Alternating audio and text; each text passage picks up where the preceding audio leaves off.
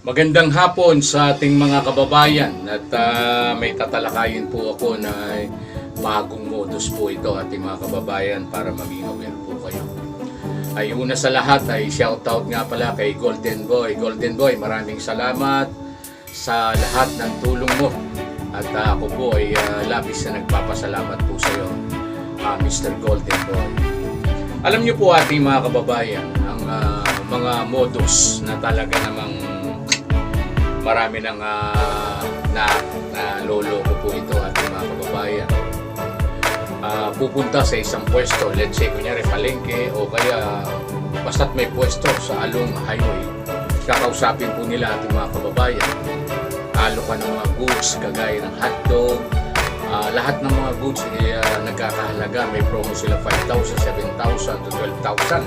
Libre po yung freezer, libre po ang freezer. If ever na mapili ng ating kababayan ay 5,000, ay magda-down sila ng 2,500 para dalhin yung product, pati yung freezer. Ang tanong ating mga kababayan, babalik pa kaya yung nag-aalok na yon?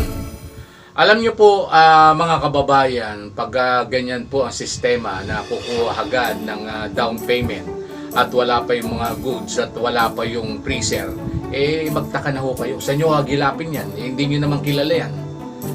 Kaya dapat po ninyong gawin maging alerto. Tanungin ninyo, sige, kukuha kami ng isang promo ninyo, hindi muna kami magda-down, dadalhin nyo rito, pati freezer, dito kami magbabayad. Yan ang proper.